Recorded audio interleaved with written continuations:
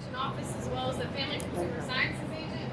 And so today we're going to talk about preserving foods. But before we get started, I did make some outlines for you if you didn't grab one.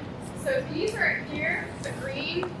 These are the outlines, just so if you want to take notes. Some people like to take notes during this. And then at the end of it, I did put a survey. This was just to gauge to see how many people would be interested in taking canning classes this year.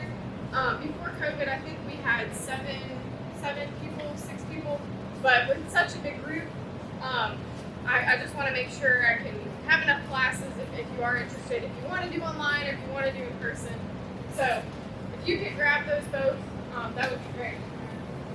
So I forgot my clicker, so I'm going to be standing over here pressing my button, but it's good. So hopefully you all can see this. I'm going to leave these windows open because I have burned it up, and it feels really nice. So I'll give you all a minute to grab your stuff real quick.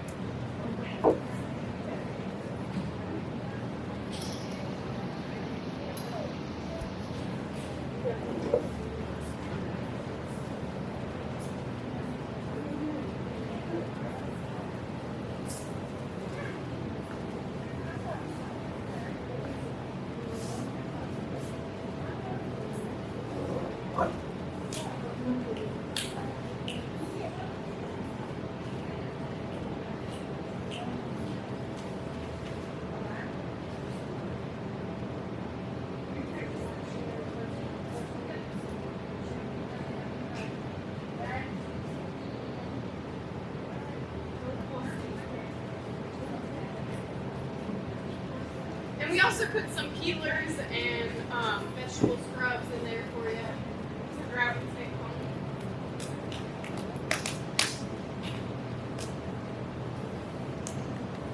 Alright. Take one, take two, take as many as you want. Pictures.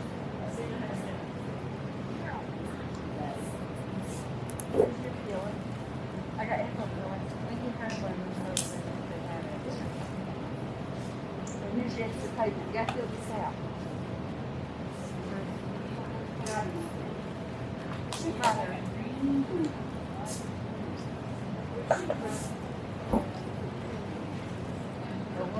Okay.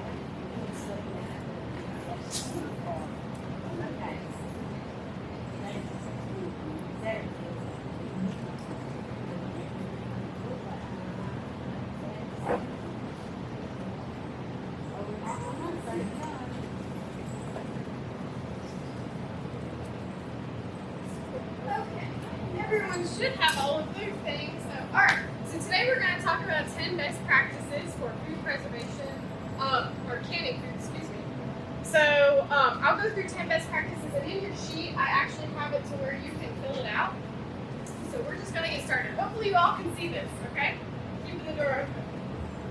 So as I said, my name is Amber Miner, and I'm your Family Consumer Sciences agent. And so if you ever have any questions about anything regarding canning, food preservation, you are welcome to call me at any time. But before we actually talk about our 10 best practices when we're canning foods, I do want to talk a little bit about food spoilage and the loss of quality of foods. So usually when food spoils or loses its quality, it's because of 3 things. Number 1 is the growth of microorganisms. Number 2 is physical damage, which physical damage can inhibit the undesirable microorganisms that can occur. And then chemical changes. So when I say chemical changes, we're talking about the enzymes. So what do enzymes do in our foods? They start to make it to where they turn brown, right? So if you've got an apple and you harvest your apple, you cut your apple, it starts to turn brown. Those are the enzymes. So chemical changes can also cause a food to spoil or for them to lose its quality. So there are 3 microorganisms of concern. There's yeast, mold, and bacteria. Now, some of these are good in certain situations, so we'll talk about those as well. But I want to dig a little bit deeper into those 3. So yeast can grow in a wide range of pH, and we'll talk about pH a little bit later. But refrigeration temperatures also contribute to food spoilage. So this could be ranging from creamy to pink to red. It can also be a slimy, soury taste, and actually at times it can also be a fruity or yeast odor. So be mindful of that. But in certain situations, yeast is very desirable for breads, coffee, olives, pickles, sauerkraut. So there are good qualities of yeast, but in a situation when we're trying to can, that is not a quality we want to have. So mold, I think that many of us can recognize mold when we see it. So mold also, they cause very few diseases in humans, but we can recognize them by that fuzzy growth, and usually it's in a lower pH, so we want to throw out that food when it comes to canning. But in certain situations, mold is great for cheese. I know I love cheese, sausages, antibiotics, and other statin drugs. So there are good qualities to mold, just not when we're canning. And then bacteria. So bacteria are microscopic organisms, and they cause spoilage in meat, seafood, dairy products, cereal, all that stuff. And it usually has an abnormal, cloudy sort of odor, and it can actually cause cans that you purchase to swell and burst. So, we like bacteria for cheese, yogurt, pickles, sauerkraut, vinegar, wine, soy sauce, oil spills, pesticide control, and therapeutic proteins such as insulin or antibiotics. So that is some good things about bacteria. So that brings me to my next point, is Clostridium botulinum. So this is what causes botulism. So with Clostridium botulinum, you can't see it and you can't taste it. And it survives usually in soil where there is no oxygen. So in this next slide, I'll talk a little bit more about botulism. This image is a little hard to see, but this is the Gerber family. So in 1924, Emily Gerber, and I'm not sure if any of you have heard this story, but Emily Gerber made a green bean salad for her family. And that green bean salad, she didn't follow modern canning practices. She couldn't. It was 1924. So she made that salad for her family, and everybody passed away. So this image is pretty dark actually, but this image is all of her family members and herself as well in caskets because of botulism. And so we've overcome a lot of that, those practices, and as we move forward, but it's very important to follow those practices to avoid botulism. Hopefully you all can hear me. Alright, so botulism, this is a spore-forming bacteria. So what happens is it's a vegetative cell, and when it experiences high levels of stress, and when I say stress, I'm talking about cooking, freezing, high salt concentrations, high acid concentrations. So when that cell experiences a lot of stress, it forms a spore, kind of like a shield, and it survives. And so once that environmental stress is gone, it turns into a vegetative cell, and once it gets into that food, and then you consume that food, it produces a neurotoxin, which is deadly, as we know. So it's very, very important to can, when I'm talking about botulism, I'm talking about low acid foods. Again, we'll get into that. Using a pressure canner, because if we don't use our pressure canner and allow those foods to process at 240 degrees Fahrenheit, then it's possible for these spores to survive. So I'll talk a little bit more about those temperatures, but that's what happens, and that's what botulism is. Alright, so really our goal here is to preserve quality food safely. So we are, obviously we're in Extension, and we're in every county in the entire state, and often you're going to hear us say, use tested recipes, and sometimes we'll hear, oh, well, my grandmother's canned all her life, and she's done this, and we're not trying to say, do this, but we're saying just follow the modern practices because we want you to be safe, and that's what we're here to explain. So, number one, our first best practice is to use up-to-date methods and tested recipes. So where can you find these up-to-date methods and recipes? Well, number one, we have some sources here that are available to you in book form and online. So I'll talk about the first one. This first one is a so easy to preserve book from the University of Georgia. They are our powerhouse for canning and preserving foods. They are the ones that test all of our recipes. So in fact, this book down here, this is the University of Tennessee book. All of our recipes come from the National Food Preservation Site. But this book is available on their website. I sometimes give it away for some of our classes or programs that we do. I believe it's a $20 or $22 book. But this not only has canning information, it also has freezing, drying, all kinds of stuff. It's a great book. It's huge. It's wonderful. And this is what I use for my programs. This book right here, this is our UT Extension canning book. It's very small, but we give it away at our workshops that we do, the canning workshops. But it is available online to download, and I'm happy to send it to Rhonda to send to all the participants, or I can send it out to all of them. This book right here, this is the USDA Complete Guide to Home Canning, and this is available online to download as well. And that's a free book as well. It's really important to get your tested recipes from any university or USDA, because all of that information comes from the National Food Preservation Site. And when I say tested recipes, again, it's tested in the laboratory, as we know, to make sure that it's safe. Now, not all recipes have been tested. For example, pureed pumpkin, just to give you an example, that's currently in the process of being tested so that we can make it at home and preserve it at home. But we can't say it's safe until it's been tested. Alright, number 2 is choosing quality food. So, of course, we talked about the microorganisms that grow on the food and that penetrate into that fruit. Although sometimes we find ourselves cutting a piece of it, or we want to cut a piece of it, it's important that we don't, because it's penetrated that entire fruit. So we want to choose quality food that we can can, because remember, when we can it, it doesn't make it better. We want to choose quality food.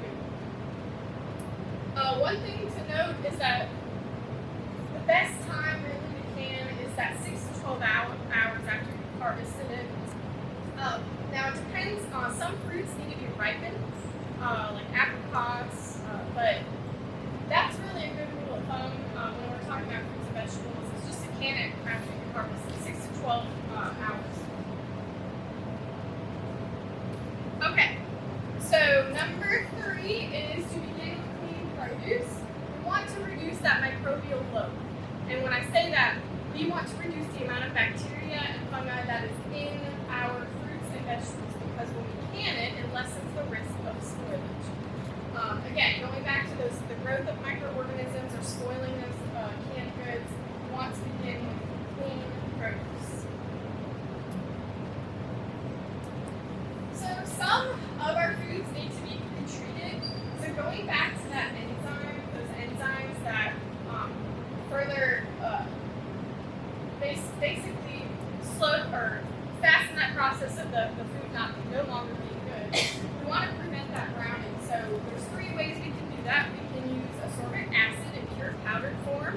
We can use ascorbic acid through those vitamin C tablets. I think I'm saying that correctly.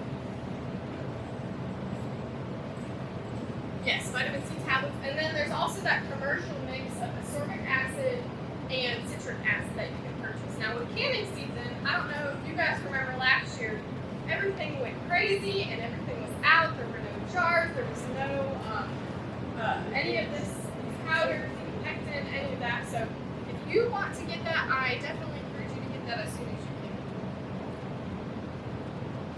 can. Okay, so blanching vegetables is our 5th best practice. I actually recently got a call about this. I don't want to blanch vegetables. Why do I have to do that? And the recipe tells you to blanch the vegetables. All this information here, your recipe is going to tell you to follow it. But what this does, number 1, is it kills all those microorganisms. It's really important to kill the microorganisms that are on them. So any vegetables that can be frozen, usually the recipe will tell you to blanch those vegetables. Not only that, but it also brightens the color. As you can see, that is a beautiful green bean. But it also helps you, allows you to add more of those vegetables into that can. It compacts them, allows you to add more, reduces that space, because the more space available, the more spoilage can occur. So it's really important to follow your recipe. If it says to blanch, you blanch them. And really all that is you are dipping it into scalding water for a few minutes, depending on that recipe. It takes a few minutes and then you're done. It also slows down the vitamin loss as well. I meant to say that. Okay. So this is a question I get often as well, is adding acid to some food. So this is number 6. So a lot of recipes will require us to add acid because some foods are not acidic enough to can them. So that usually is vinegar, citric acid, or our commercial lemon juice. Not regular lemons, because lemons, you can't tell what their pH is. So our recipes say we want you to use commercial lemon juice because of the pH that is controlled to ensure safety. And that's a lot of people I've talked to, choose not to add it to their tomatoes, but as an example, because that's something that a lot of people do, and that's okay. But I'm going to show you a better image in just a minute. But this is our pH level here, and I hope you can see it. But anything, all the foods with a pH less than 4.6 up here are our acidic foods. So we can, as I'm going to talk about a little bit later, we can use a water bath canner here, and these are our foods that we're going to use a pressure canner. Now you can use a pressure canner for all of them, but you don't can your vegetables in a water bath canner. So any foods with a pH greater than or equal to our vegetables and our meats, we want to use a pressure canner. I actually made this image. I like this a lot better because it's easier to read and it's more fun to read. So when I say water bath or pressure canner, our water bath canner, we're going to use fruits, jams, jellies, vinegars, tomatoes, tomato products, and pickled products. And actually salsas are included as well. And then for our low acid foods, those are going to be meats, meat sauces, poultry, stocks, seafood, vegetables, anything with the vegetables, so your soups, those are going to be included.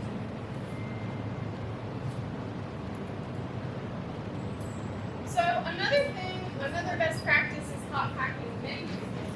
Now this depends on the recipe.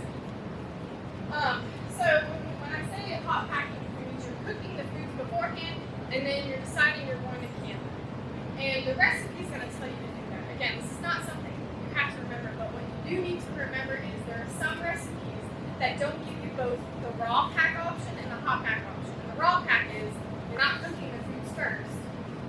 So if it gives you both options, you can use both options. But if it gives you raw pack or hot pack, you need to go with what the tested recipe is and what they tell you to use.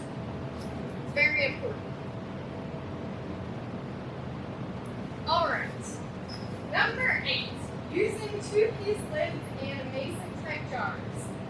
So this is something that has been talked a lot lately when it comes to the 2-piece lids. Because now, as you can see, there's all these lids out here. We've got the screw-ons, all these different things that are coming out. I can't say that they're safe yet because they're in the process of being tested or they haven't been tested yet. But what I do know is that the 2-piece lids are safe.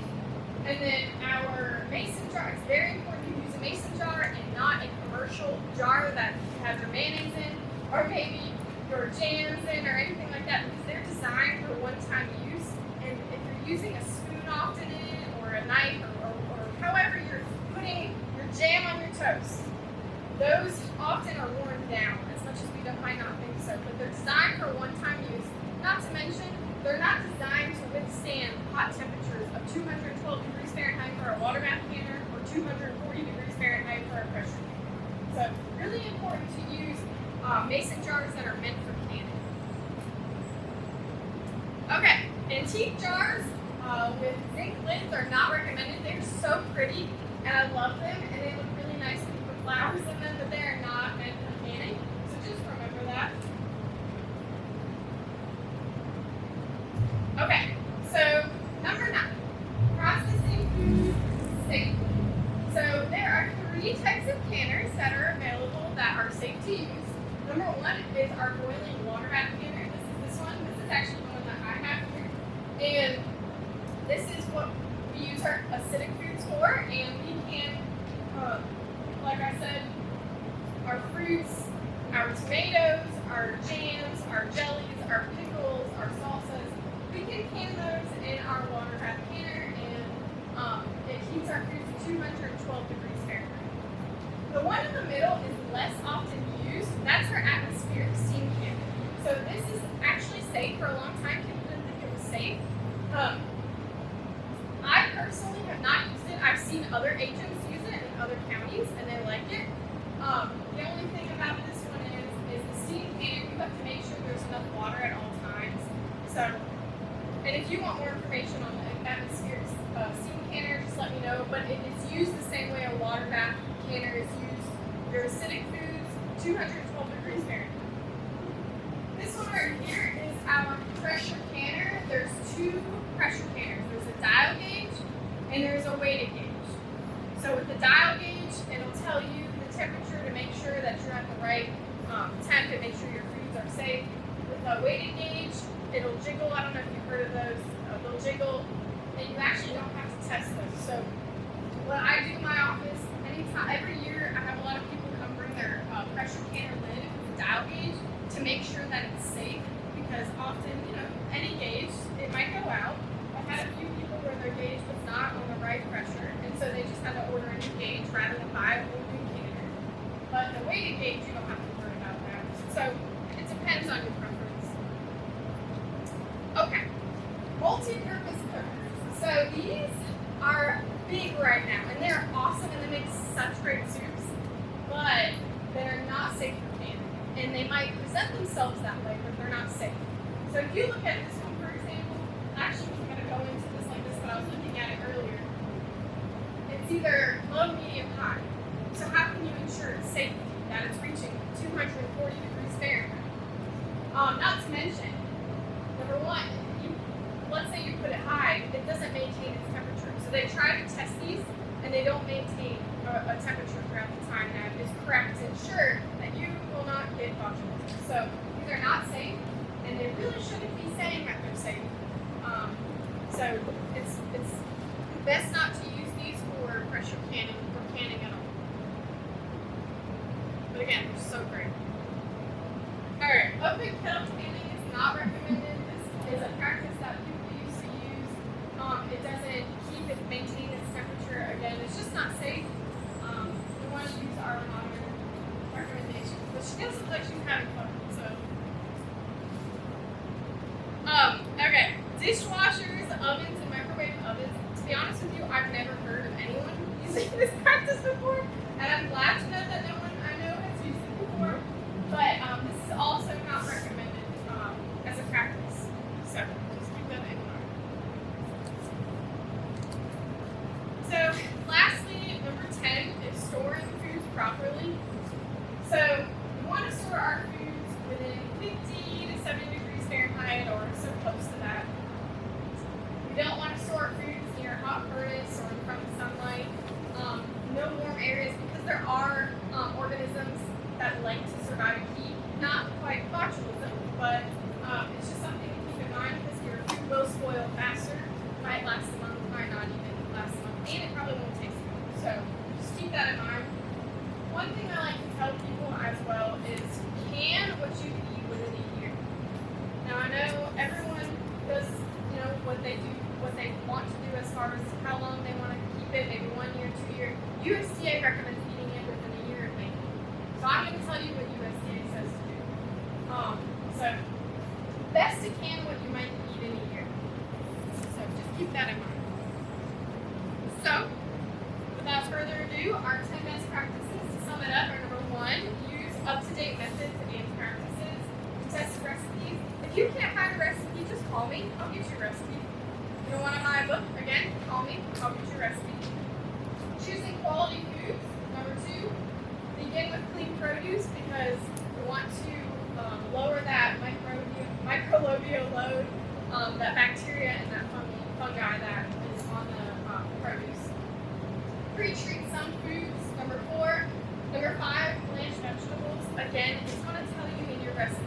It's not something you have to memorize. It's just to remember and to know.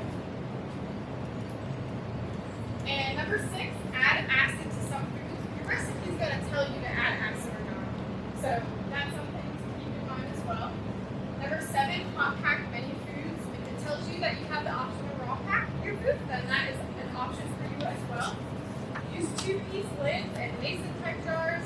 Let's not use those mayonnaise jars or those jams or jelly jars. You would probably be very upset if they crack in your water bath canner. Processed food safety, number 9. And then number 10, store them properly. So that will sum it up. It was a quick one today. Do you all have any questions? Can you reuse those lids? Great question. So you can reuse your rings. So out of the 2-piece lids, you can reuse your rings as long as they're not rusted. And actually, after you can them, you can actually just take those rings off. And as long as it's got that lid on there, you can save it. Now, those you can't reuse. You need to discard those right away because that seal will no longer be good. So now they might come out with more information as far as other lids. I just don't know of any yet. But there's been a lot of talk about it, and I hope we can use 1 piece. That makes life easier. But yeah, good question. And again, if you guys have any questions at all, you're welcome to call me anytime. And I actually set up at the farmers market as well on some Saturdays. And if you have your dial gauge pressure can lid, I'll just test it for you. Just come on by. You can come to my office too, but it's a lot more fun to come to the farmers market when you've got food and produce and other things there. So, and again, if you have any questions as far as recipes, you can call me. But if you can, just and even if you don't have to put your name on here, but if you can I just want to gauge how many people want to take classes, whether it's online or in person, and then for the rest of them, I'll send it out to you.